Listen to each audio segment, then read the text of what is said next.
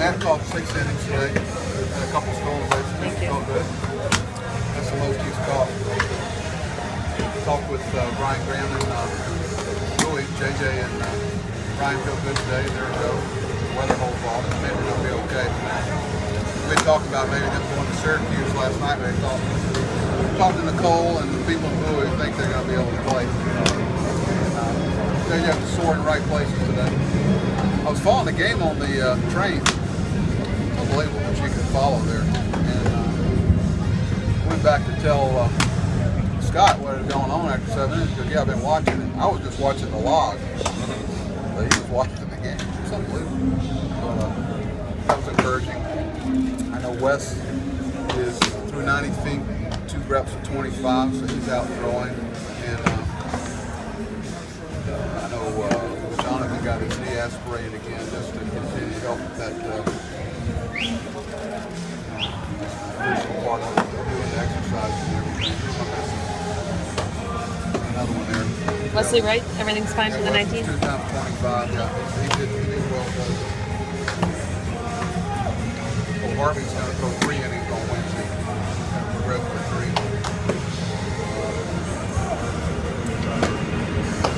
She was talking today about medicals on the draft. You know, he's getting all these.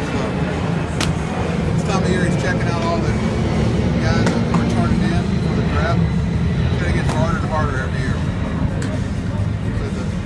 So like Dr. Andrews was telling him and I that the average age now of Tommy John is 19, where it used to be. It was actually an older pitcher's surgery years ago when it first started. Unbelievable the age of these guys. So trying to project guys' physical status and durability. Had no idea. These guys are really not surprised, but it's very alarming. The things you're looking at in the draft, these kids that are coming out. It's sad. It's probably one of the hardest things in the draft is trying to project who's has shoulder and elbow is not an issue with the pitchers. What is this I gotta read? Pierce under the weather still. Steve, I just passed him. He's taking some swings in the cage. He's still somewhat weak.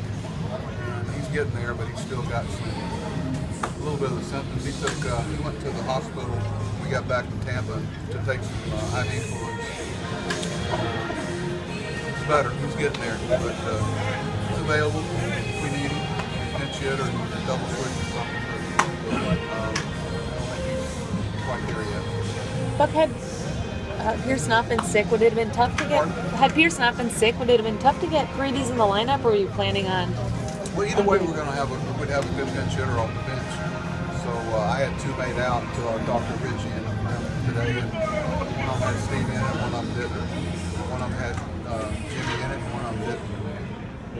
But with Matt, is the next step, playing back-to-back days? Yeah. I don't know yet how many days he's going to take off between his next outing, so to speak, as a catcher. I don't know if it'll be more. I kind of doubt it. But when we see him catching back-to-back days, I think we'll get a better feel on projection of him coming back. Look, obviously early with Hardy, but I mean, are you more optimistic that he can come back from the rehab sooner than later? See how yesterday was real encouraging for both of them. It was a crisp game. Klein pitched real well.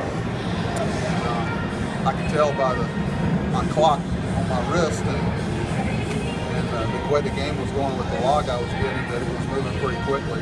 I think he had a very first play was a deflection off the second baseman's glove to Flaherty, so he got tested. And I know JJ had to go back and catch a pump back liner, but good to see JJ pull. He hit a ground ball at third base with 2 strikes, and he had to reach out and get. He was talking to our guys there.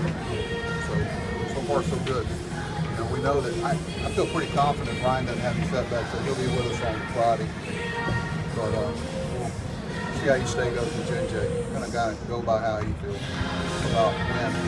Obviously, he's eligible anytime. Buck, is it starting to feel a little bit more normal because you guys are not yet? Well, now we're in a place that we don't come to very often.